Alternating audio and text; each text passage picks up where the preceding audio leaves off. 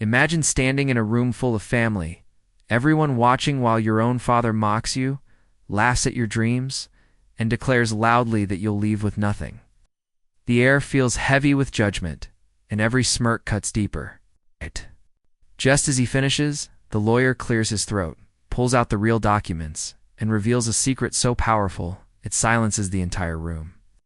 In that instant, everything shifts. What they thought they knew crumbles right before their eyes. Sometimes, the biggest victories are the ones no one sees coming. The wind howled outside the glass-paneled walls of my father's lakeside villa in Vermont. But it was nothing compared to the storm brewing in that dining room. "Congratulations, Ryan," my father said, sliding a heavy envelope across the table to my younger brother. "You've earned it. The deed to the villa, the company, the offshore accounts, it was all his."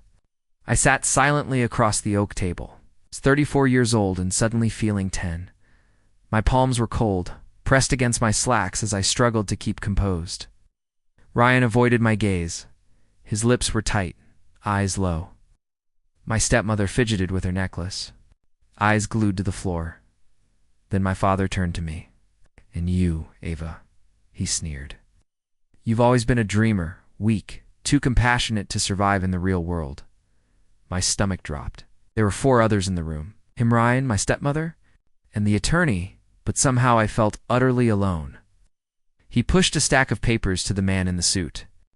"Let's get this signed, Dad," I croaked. "Please don't." He rolled his eyes. "Spare me, Ava. You chose to leave. You wanted to find purpose, remember?" He raised his fingers in mocking air quotes. "You walked away from this family to work in some clinic overseas, and for what? No money, no title, just wasted time. You never asked why I left," I whispered. "You never cared." "And I still don't," he snapped. "Because Ryan was here." Ryan showed loyalty. "He showed you what you wanted to see," I said quietly. "But he lied to you." My father laughed bitterly. "That's jealousy talking." The attorney, a gay-haired man named Mr. Whitman, shifted awkwardly. His fingers tightened around the folder. "Actually," he said, clearing his throat, "before anyone signs, there's something you should hear." My father frowned. "What is it?" Mr. Whitman looked him straight in the eye. "There's a sealed amendment to the will, added 6 years ago at the request of your late mother." My heart jumped. My grandmother, the only one who ever truly saw me, the only one who used to say, I had more strength in my silence than most people had in their loudest moments.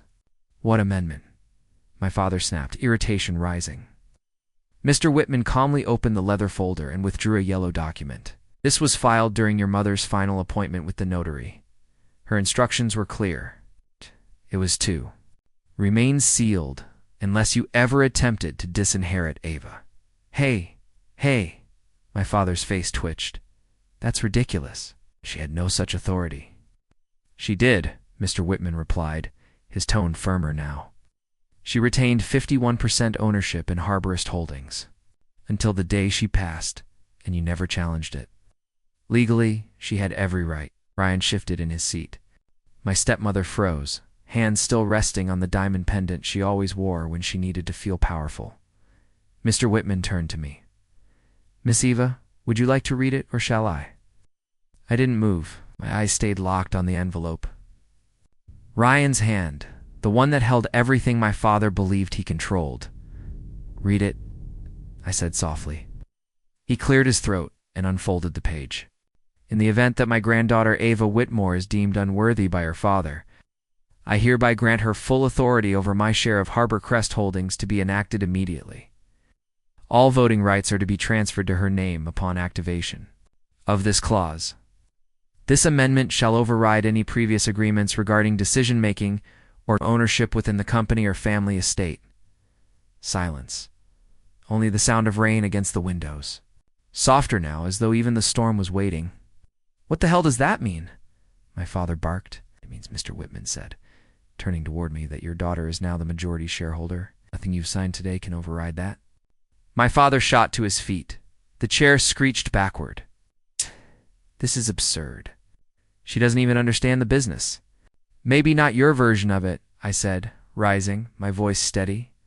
"But I know how to lead, how to protect, how to build without tearing people down."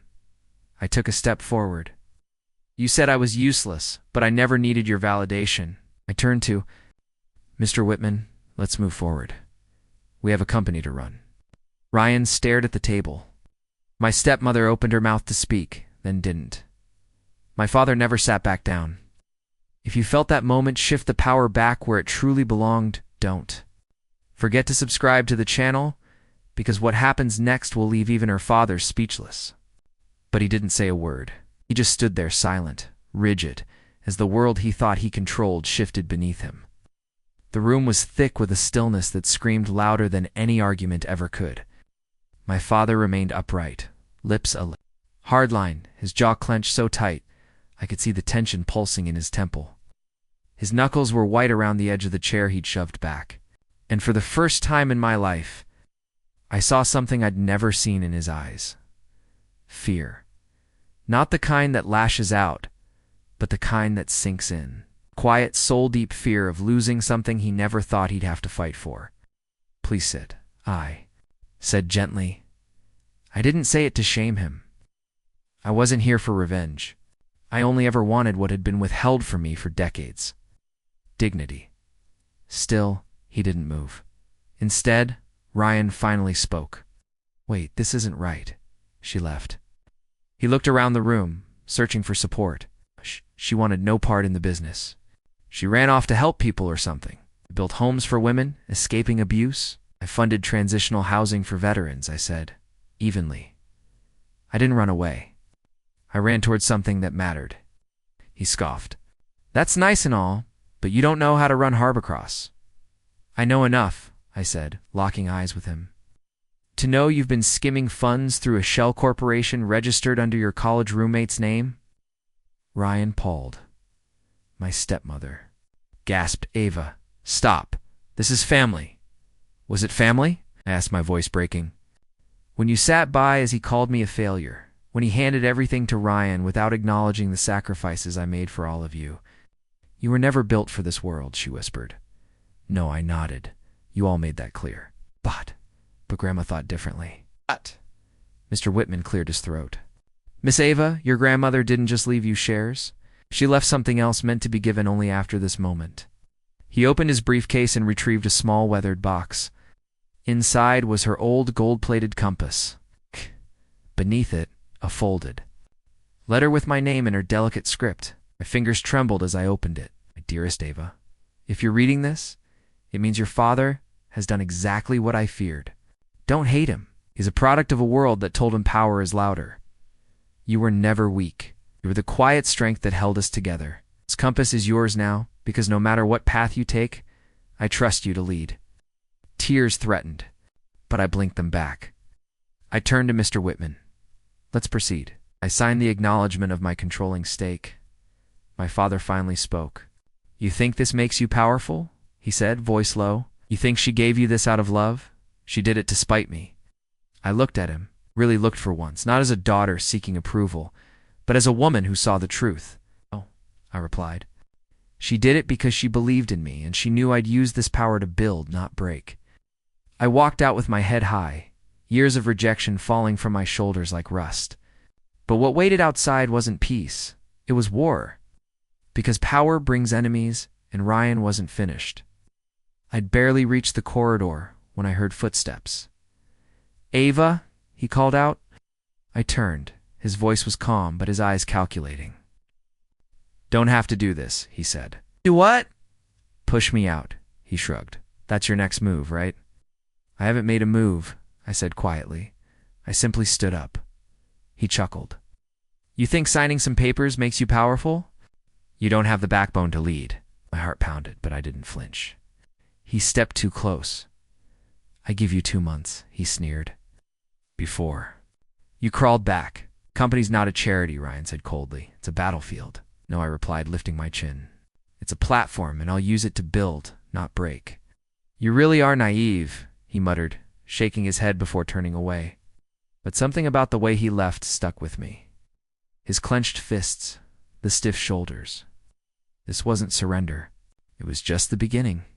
The next few days moved like storm clouds rolling in. Word traveled fast. Ava Whitmore was back, and this time, she wasn't just visiting. People whispered my name like it was a ghost story. Some were hopeful, others afraid. I didn't fire anyone. I didn't hold flashy meetings. I listened. And what I found was worse than I expected. Departments were turned against each other. Promotions were handed out based on loyalty, not merit. Employee burnout was ignored. This wasn't a business. It was a kingdom. And Ryan had studied under the king. One afternoon, I entered the break room. Conversation stopped cold. "Please," I said, raising my hand. "You're on break. Sit. Eat." Ow. A janitor named Rosa stood slowly. We weren't allowed to sit if Mr. Ryan walked in. I blinked. "That changes today." Her face softened. She said, "That night, I stayed late reviewing reports. I found 3 misused budgets, a shady deal with a questionable supplier, and a list of employees who'd been terminated after raising concerns. This wasn't mismanagement. It was rot. If I didn't act fast, I'd be blamed when it all fell apart." The next morning, Ryan stormed into my office holding a folder. "You want the CEO seat?" he snapped. "Let's see you survive this." Tossed the folder on my desk. Inside, screenshots, emails, and photos. "These are fake," I said, flipping through them. "Can you prove it?" He smirked. "You really want to destroy me?" "I want what's mine," he hissed. "You were never meant to win." I stood slowly. "I don't want to win, Ryan. I want to fix what you broke." "I see power," he sneered. "You see weakness." Then he turned and walked out. And I realized this wasn't rivalry. This was war. But I had something. Ryan didn't. The truth. Within 48 hours, headlines flooded in. New CEO accused in charity fraud. Family feud at Harborcrest Holdings. Ava Whitmore, legacy leader or liability. It didn't matter that it was fake. The public didn't wait for truth. My inbox exploded with PR alerts. My phone wouldn't stop. Shareholders were panicking. I'd barely begun, and I was already bleeding credibility. I told myself to stay calm, but late one night, locked in my office, I broke. Not loud, not messy, just silent sobs curled on the couch. I wasn't crying because they didn't believe me. I was crying because maybe, just maybe, my father had been right. Maybe I wasn't cut out for this. Then came a soft knock. I wiped my eyes fast. The door opened anyway. Rosa stood there with a paper cup. "Thought you could use this. You didn't have to," I whispered. "You look like you needed it," she said, walking. "And no one ever brought me anything when I cried in this room, so maybe someone should break the cycle." Something inside me cracked again, but in a softer way. "Thank you," I said. She sat down across from me. "Miss Ava," she said, "do you want to know the truth about your family?" I looked up, unsure. She nodded. "I've worked here 28 years. I've seen more than most, and I've seen what they hide." "You always looked me in the eye," Rosa said gently. I couldn't speak. My throat tightened. "You may feel alone now," she continued, "but you've got something they'll never have. Loyalty earned through kindness." I blinked, trying to steady my breath. "Why are you helping me?" "Because someone once helped me when no one else did," she smiled. "And because this company doesn't need another king, it needs a healer." The next morning I walked into the boardroom. With quiet resolve, I let them speak first. Accusations, doubts, demands for resignation. One shareholder even threatened a lawsuit when they were done. I stood.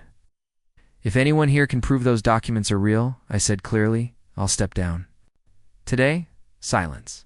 Then I dropped the original reports onto the table. Evidence of Ryan's financial misconduct. Hush money side deals. Then I turned on the projector. Footage played. Ryan entering a locked office, plugging in a USB, transferring files. The timestamp matched when the forged documents were created. No one spoke. "Truth matters," I said. "But I didn't come here to destroy my brother. I came to repair what he broke." I turned to the company attorney. My grandmother gave me this role. Not because I was perfect, but because I still believe in people, even those who hurt me. "I'm not pressing charges," I continued, "but Ryan is suspended, and a full investigation will proceed." There were stunned expressions. Then Mr. Halpern, a retired board member, stood. I doubted you, he said. Thought you were just another idealist. But today, you reminded me why we built this company. It was about people, not power. And just like that, the energy in the room shifted. Ryan didn't come back. But 2 days later, I received a letter in his handwriting. Ava, I don't expect forgiveness. I didn't just want control. I wanted to be seen. I always thought you got the love I never did. Maybe you just earned it differently, right? I folded the letter and placed it beside my grandmother's compass. Not every ending needs a sword. Some arrive in stillness, and some beginnings are born from grace. The office felt different now. Not quieter, more awake. It had been a month since the boardroom turned. The media retracted the false claims. Some tried to call it luck, but those who mattered saw the truth. Not because I shouted louder, but because I held the line with integrity. One person, though, still hadn't reached out. My father, no messages, no lawyers, nothing. I assumed he'd vanish to lick his wounds and blame the world. Until one Sunday morning, I walked into my office. And there he was, sitting across from my desk, hands folded, eyes dull. I had to see it, he said. See what? That's you? Didn't burn it down? I said nothing. He looked older, tired for once. Not like a man in control, but like one who'd lost something that mattered. You were right, he said softly. About me, about Ryan, about how this place stopped being about people. I studied him, unsure if I could. Believe it yet? Why now? I asked. He pulled something from his coat. A photo, me and Grandma. I was 12, covered in paint. She was laughing. She said you'd change this family, he whispered. I just didn't want to believe it. If I did, I said gently. It's GT. Because she believed in me. He nodded. I came to say something. Something I should have said long ago. He met my eyes. I'm sorry, Ava, for everything. Part of me wanted to say it was too late. But healing doesn't start with blame.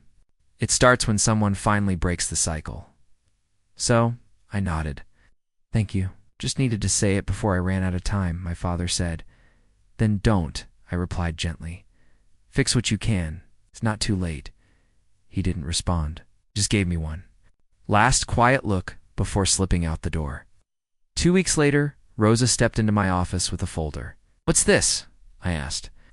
A list of every employee your father let go for speaking up, she said softly. Figured you'd want to see it. I opened the file, read every name, and then we sent out letters, each one an invitation to return. No questions asked. Not because I needed redemption, but because legacy isn't built on bloodlines. It's built on how you make people feel when you leave the room. Months passed. The company didn't look flashier. It looked warmer. Ryan never returned, but we met once for coffee. No apologies, no digging up the past. Just two siblings trying to understand each other. Maybe that was enough.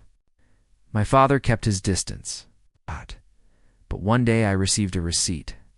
7F figure donation made in my name to the women's shelter where I once worked. No note, no signature, just his quiet way of saying he was trying, and that was enough. Because I didn't get revenge, I got something stronger. Respect, peace, and a future no one could take away. Now when I walk into that boardroom, I don't hear whispers, hear footsteps of people who believe in me. All because one day someone said I was nothing, and I proved them wrong without becoming them. If my story moves something in you, drop a comment below.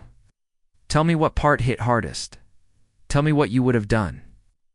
I read every word because connection is what this journey has always been about.